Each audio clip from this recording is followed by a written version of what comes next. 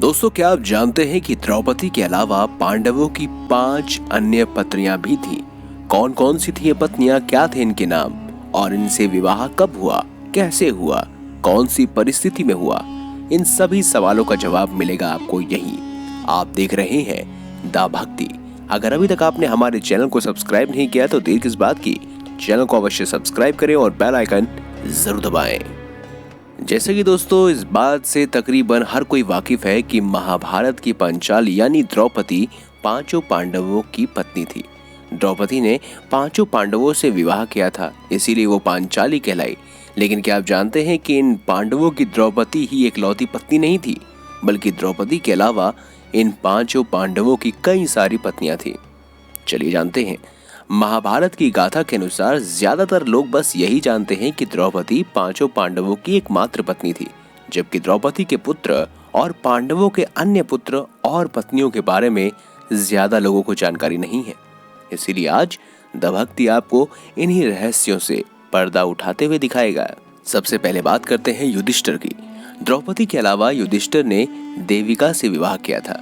देविका उनकी दूसरी पत्नी थी और उनके पुत्र का नाम था धौधेय। वहीं अर्जुन, द्रौपदी के अलावा अर्जुन ने 3 और विवाह किए थे। द्रौपदी के अलावा अर्जुन की सुभद्रा, उल्पी और चित्रांगदा नामक 3 पत्नियां थी।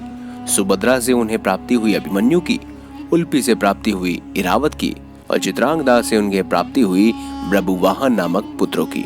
अगले थे ताकतवर पांडव यानी कि भीम। दोस्तों, भीम ने भी द्रौपदी के अलावा हिडिंबा और बलंधरा नामक 2 स्त्रियों से विवाह किया था।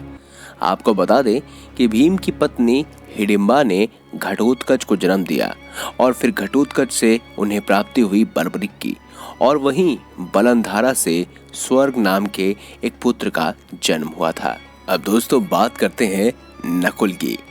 5 पांडवों में चौथे भाई नकुल, द्रौपदी के अलावा करेणुमति नामक उनकी एक पत्नी थी और नकुल की पत्नी करेणुमति से उन्हें निर्मित्र नामक पुत्र का जन्म हुआ था, जो कि उनका बहुत ही एक सुंदर पुत्र था जिसका नाम था निर्मित्र।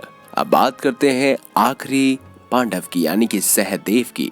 दोस्तों, द्रौपदी के अलावा सहदेव ने एक और विवाह किया था। उनकी दूसरी पत्नी का नाम विजय था।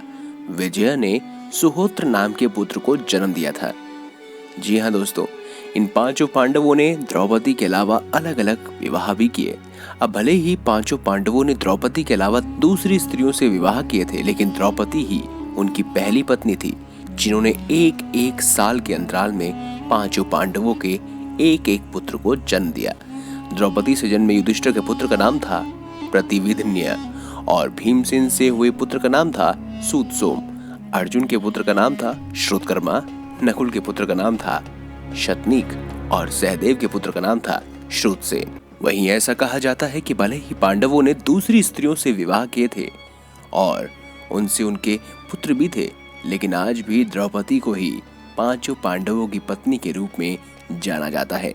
उनकी दूसरी पत्नियों के बारे में अधिकांश लोग नहीं जानते। अगर आप पहले से जानते थे तो कमेंट बॉक्स में हमें जरूर बताएं और आने वाली वीडियो आप किस विषय पर चाहते हैं ये भी जरूर बताएं। वीडियो अच्छी लगी है तो लाइक करें, चैनल को सब्सक्राइब करें और ज्यादा से ज्यादा शेयर अवश्य करें। मिलेंगे अगली बार एक नई खास वीडियो के साथ। देखते रहिए दा भक्ति।